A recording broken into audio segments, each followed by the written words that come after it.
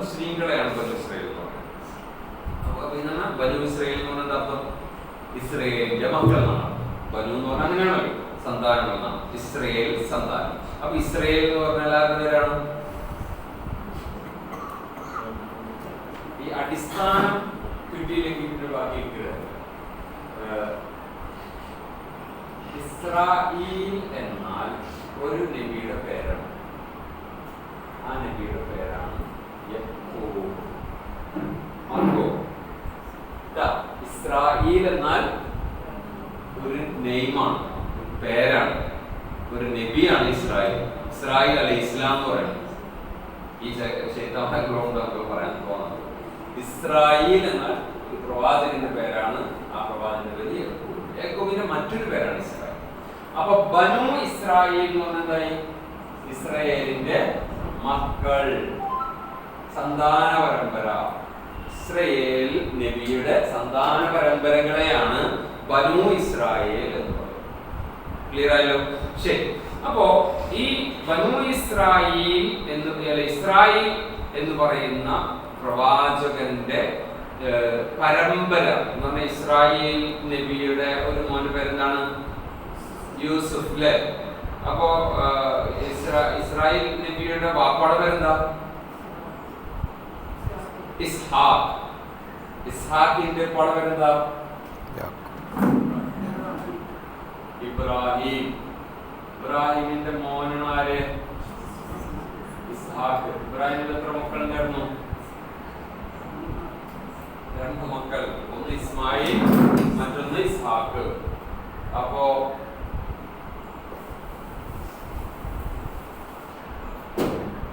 ഇബ്രാഹിം, ഇത് ഇബ്രാഹിം എന്ന് പറഞ്ഞ ക്രിസ്ത്യാനികളും ജൂതന്മാരും എല്ലാവരും അവരുടെ വാപ്പയിട്ട് കൊണ്ടുവരുന്ന ആളാണ് ഇബ്രാഹിം. അതുകൊണ്ടാണ് എന്താണ് ഖുർആൻ പറയുന്നത്, മാതാന ഇബ്രാഹിം യഹൂദിയും വലാ നസ്രാനിയ. നിങ്ങൾ ഒരിക്കലും ക്രിസ്ത്യാനിയാണെന്ന് പറയുന്നത്. ഇബ്രാഹിം ക്രിസ്ത്യാനിയായിരുന്നില്ലല്ലോ. ജൂതന്മാരെ നിങ്ങളെ വാപ്പ എന്ന് പറഞ്ഞാൽ ജൂതനാണ്. ഇബ്രാഹിം ജൂതനായി. നമുക്ക് നിങ്ങൾ ഏറ്റെടുക്കേണ്ട ഞങ്ങളുടെ ആളാണെന്നാണ് ഖുർആൻ പറയുന്നത്. ഇദ്ദേഹം മുസ്ലിമാണ്.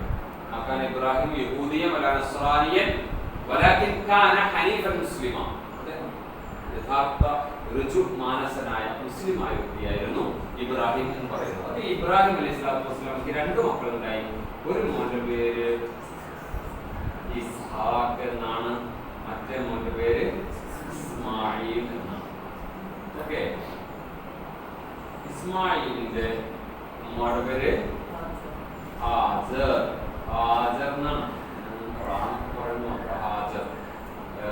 ഇസ്ഹാഖിന്റെ ഉമ്മയുടെ പേര് സാറ. ഓക്കെ, ശരി. ഈ ഇസ്മായിൽ സന്താന പരമ്പരയിൽ നിന്ന് അറബികൾ, അതിൽ നിന്നാണ് ആര് വന്നത്? മുഹമ്മദ് സല്ലല്ലാഹു അലൈഹി വസല്ലം ഉണ്ടായത്. അറബികൾ. ഓക്കെ, നമ്മുടെ റൂട്ട് അങ്ങനെയാണ് വരുന്നത്. ഇവിടുന്നാണ് പിന്നെ ആര് വരുന്നത്? ഇസ്ഹാഖിന്റെ മോൻ യാക്കൂബ് അഥവാ ഇസ്രായേൽ. ഓക്കെ, യാക്കൂബിന്റെ മോൻ യൂസുഫ്. യാക്കൂബ് നബിക്ക് പ്രിയമുള്ള മകനായി യൂസുഫ് വരല്ലേ?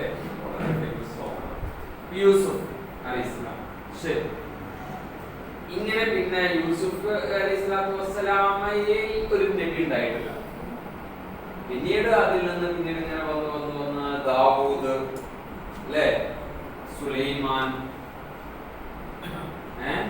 അങ്ങനെ വന്നാണ് മൂസ, ഈസ, ഖലാസ്.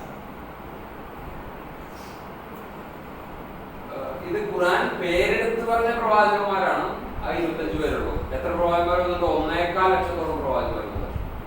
അതിലാകെ 25 പ്രവാചകന്മാർ മാത്രമാണ് ഖുർആൻ പറഞ്ഞത്. അത് ഡീറ്റെയിൽ ആയിട്ട് ആരും അങ്ങനെ വിശദീകരിച്ച് പറയണമെന്നില്ല.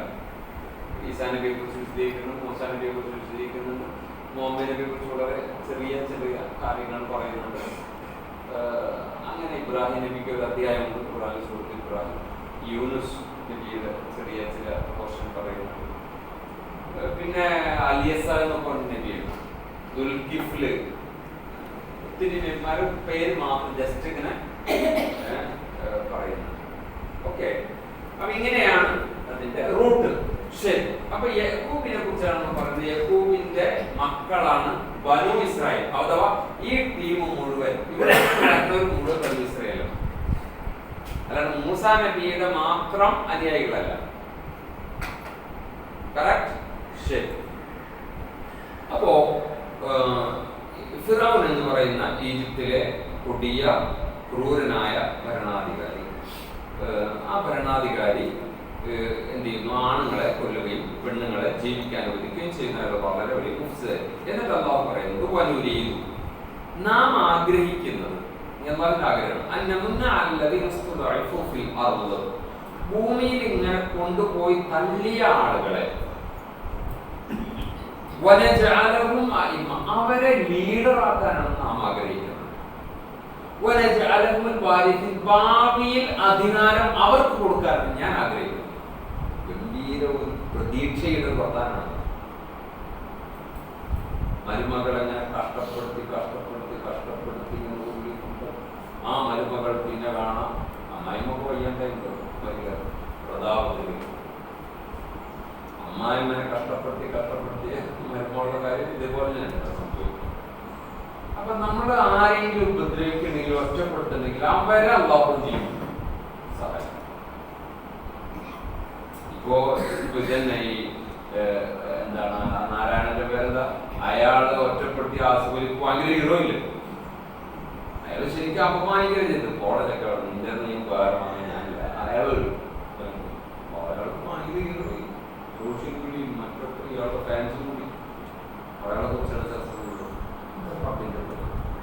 ആ രാഹുലിനെ പപ്പു എന്ന് വിളിച്ചിട്ടുണ്ടായിരുന്നു, ആതൊരു കോട്ട ബുദ്ധിയില്ലായിരുന്നു, എല്ലാവരും കഴിയില്ല. അയാൾക്ക് ഹീറോയിന്റെ പാർലമെന്റിലെ പ്രതിപക്ഷ നേതാവ് എന്ന് പറഞ്ഞാൽ ഒരു സമാന്തര പ്രധാനമന്ത്രിയുടെ ഇന്ത്യയിലെ പ്രധാനമന്ത്രിയുടെ എല്ലാ ലോകമുള്ള മോദിയുടെ എല്ലാ പ്രധാന പോയില്ലേ, അവിടെ ആകെ അടി നടക്കില്ലേ, ആ യോഗിയുടെ ആകെ പ്രശ്നമായി. പരസ്യയുടെ പറഞ്ഞ അയാൾ എന്താണ് വളരെ വ്യക്തമായ പ്രതിഷേധം നടന്നിരിക്കുന്നു. ഇന്ത്യയിൽ മൊത്തം ഈ BJP, മോഡി, യോഗി ഒക്കെ പ്രളമാരാണെന്നുള്ളത് തെളിഞ്ഞു. ഇവിടെ ഇയാൾ പാർലമെന്റില് പ്രതിപക്ഷ ഫസ്റ്റ് സ്പീച്ചാണ്. അതായത് വലിയ ചർച്ച വന്നു. അഥവാ ഇന്ത്യയിലെ വളരെ പ്രഗത്ഭമായ പ്രഭാഷണങ്ങൾ, നെഹ്റുവിന്റെ സ്പീച്ച്, അതുപോലെ എന്താണ് വേൾഡ് ഫേമസ് മാർട്ടിൻ ലൂതർ കിങ്ങിന്റെ ഐ ഹാവ് എ ഡ്രീം, അങ്ങനെ വളരെ ഡിഫറെന്റ് ആയിട്ടുള്ള അതിൽ ഇടം പിടിക്കാവുന്ന ഒരു സ്പീച്ചിൽ നിന്ന് പാർലമെന്റിൽ ഫസ്റ്റ് പ്രതിപക്ഷ നേതാവ് ചർച്ചകളുണ്ട്. ഭാവിയിൽ അങ്ങനെ വരും. അദ്ദേഹം ഖുർആനിൽ മൂസ അലൈഹിസ്സലാത്തു വസ്സലാമിന്റെ ബനൂ ഇസ്രായേലുമായി ബന്ധപ്പെട്ട ഒരു ആയത്ത് ഓതി. സൂറത്തുൽ ത്വാഹയിലെ ഒരു ആയത്ത്, ഖാല ലാ തഖാഫ ഇന്നനി മഅകും അസ്മഉ വ അറാ.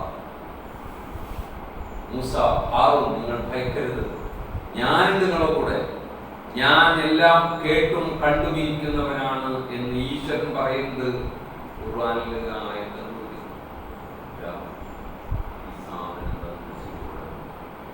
ഈ ഖുർആൻ മാറ്റി വെച്ചുകൊണ്ട് ലോകത്തിന് മുന്നോട്ട് പോകാൻ പറ്റില്ല. കാരണം ഇത് പടച്ചവന്റെ കിതാബാണ്. മറ്റതൊക്കെ പടപ്പത് രാമായണ മാസമാണ് തർക്കേണ്ടത്. അത് കുറെ കഥകളിലെ ഏറ്റവും ആദ്യം തന്നെ ഗുരുതരമായ വാൽമീകിയുടെ എഴുതണം തന്നെ എന്താന്ന് വെച്ച് കഴിഞ്ഞാല് ഈ മാനിഷാദ എന്ന് പറഞ്ഞ ഒരു കാട്ടാളൻ പാവം, അയാൾ ജീവിക്കുന്നത് വേട്ടയാടിയിട്ടാണ്. അപ്പൊ രണ്ട് പക്ഷികൾ അതൊരു മഹാപാപമായി അരുത് കാട്ടോ അയാൾ ജീവിക്കുക, അയാൾ വേട്ടയാടി ഭക്ഷണിക്കുന്ന ജീവിക്കുക, അങ്ങനെ അതൊരു മഹാ അപരാധമായി. ഈ എന്താണ് വൈക്കം ബഷീറിന്റെ ഒരു കഥ അല്ല ഒരു ലേഖനത്തിന്റെ ഹെഡിങ് കൊതുകിനെ കൊല്ലാമെന്നാണ്. എന്നിട്ട് അദ്ദേഹം പറയണം കൊതുകിനെ കൊല്ലാൻ പാടില്ല, ഹിംസ മഹാപാപല്ലേ. ഈ ദുനിയാവ് ഭയങ്കര തമാശ, ഭീകരമായ തമാശ. എന്താന്ന് വെച്ച് കഴിഞ്ഞാൽ ആനും നിമിഷം ഇവിടെ കൊലപാതകം നടത്തിക്കുകയാണ്.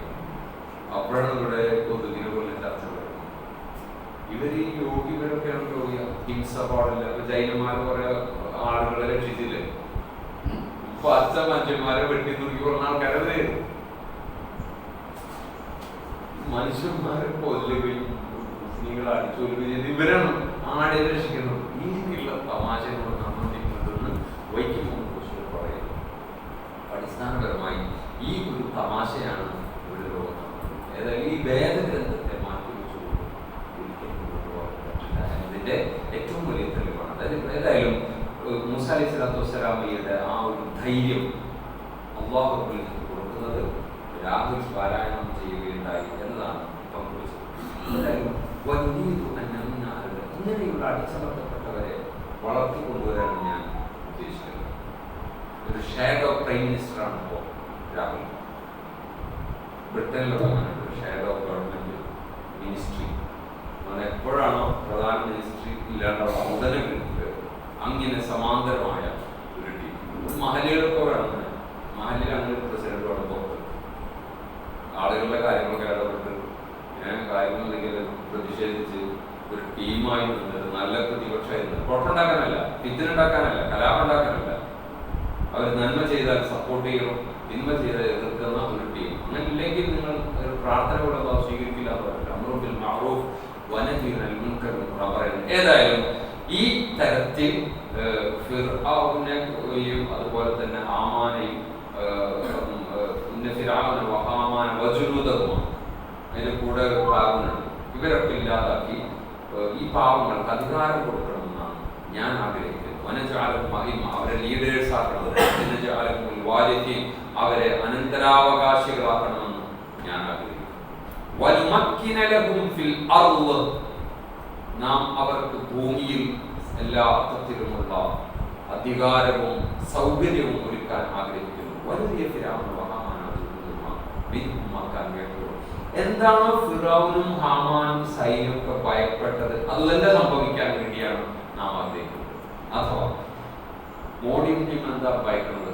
ഈ മുസ്ലിങ്ങൾ അവർ വളർന്ന് അവരുടെ കയ്യിൽ അധികാരം വരും. അപ്പൊ റബ്ബിന്റെ പ്ലാൻ എന്താ? അധികാരം കൊടുക്കാൻ. അങ്ങനെ വരുന്ന ഈ മുസ്ലിങ്ങളെ നമ്മളെല്ലാവരോട് ഭരിച്ചിരുന്നത് എത്ര? 5 വർഷം, 7 വർഷം, 10 വർഷം, 100 വർഷം, 500 വർഷം, 8 നൂറ്റാണ്ട് നമ്മളെ കയ്യിൽ അമ്മാനം വേണ്ടി അതാണ് പേടി. ഇതിൽ നാളെ ഖുർആൻ പറഞ്ഞ സത്യം, ഖുർആൻ കൂടിയ സത്യം. ഇസ്രായേലിന് പേടിയതാണ്. അല്ലെങ്കിൽ ആ പാവം ഇസ്രായേലിലെ ആ കുറച്ച് ആൾക്കാർ ജീവിച്ചോട്ടെ, അവരവിടെ ജീവിച്ച പ്രശ്നം നാളെ ഇസ്രായേലിലാണോ? എന്നാൽ എത്ര വെച്ചിട്ട് കൊല്ലും? 10-22 ലക്ഷം, 1 ലക്ഷം പോലും ഇതുവരെ കൊല്ലാൻ പറ്റില്ല. 21.5 ലക്ഷം ഉള്ളവിടെ എന്തൊരു ചെയ്യാം? ഇതാവുന്നത് ചെയ്യാൻ മതി. നാട്ടിൽ വരും ഇതെല്ലാം വീട്ടിലാണ് പോയി വിടും. 10 പേര് പരിക്കേറ്റ് ഒരാൾ കൊല്ലപ്പെട്ടു. ഇതൊക്കെ എന്ന് പറഞ്ഞാൽ ലോകം മുഴുവൻ എപ്പോഴും സംഭവിക്കുന്നത്. ഈ പ്രശ്നങ്ങളും പ്രതിസന്ധികളും ഒക്കെ ഉണ്ടാകുമ്പോഴാണ് സംഭവിക്കുന്നത്. റബ്ബിന്റെ സുന്നത്ത്. അതുകൊണ്ട് അടിച്ചമർത്തപ്പെടുന്നുണ്ടെങ്കിൽ എത്ര അയൽക്കാരായിട്ട് ശത്രുണ്ട്, എന്റെ കടലപ്പുറത്ത് വാഴ ശത്രു, ഒരു പേടി പേടിക്കേണ്ട നിന്നല്ലോളം നീ ഇതിനുണ്ടാക്കരുത്, നീ നാരദന്റെ പണി ചെയ്തു. അത് അള്ളാഹു എനിക്ക് വിട്ടേക്ക, ഞാൻ ശരിക്കും റസൂലെ നിങ്ങൾ നേരിട്ട് പോയി നബി ആരെങ്കിലും പോയി നീ എന്തരായനെ അങ്ങനെ വിളിച്ചത്, നീ എന്തരായനെ കുറിച്ച് ഇങ്ങനെ പറഞ്ഞത്, നീ മുട്ടാണ്ടെങ്കിൽ നേരെ വാട, അങ്ങനെ എല്ലാ വെല്ലുവിളി റസൂലായിട്ടില്ല. ആ പാവൊന്നും മുണ്ടില്ല. ഈ ദഅവത്ത് നടത്തിങ്ങനെ പോകുന്നു.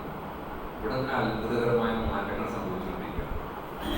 ഹംസയെ പോലെ എന്താണ് ഉമറുൽ ഫാറൂഖിനെ മഹാ ഗടാഗടിയന്മാരും പിന്നാലെ വരും. ആ പാവം ആരോടും ഏറ്റുമുട്ടാൻ പറ്റില്ല. അപ്പൊ നിങ്ങൾ നിങ്ങളുടെ പണി ചെയ്താൽ മതി, ബാക്കിയുള്ളവരും എനിക്ക് വിട്ടു ഞാൻ ചെയ്തിരുന്നു. റബ്ബിന് എന്താ പണിയത്? പടച്ചവന്റെ പണി ഇതാണ്. അത് നമ്മളാ പണി എടുത്ത് കഴിഞ്ഞാൽ പിന്നെ പടച്ചവന് എന്തിനാ? അപ്പോൾ പടച്ചവൻ പണി എടുക്കുക, അത് അള്ളാഹു ചെയ്തു. നിങ്ങൾ നിങ്ങളുടെ പണി എടുക്കുക, റബ്ബ് റബ്ബിന്റെ പണി.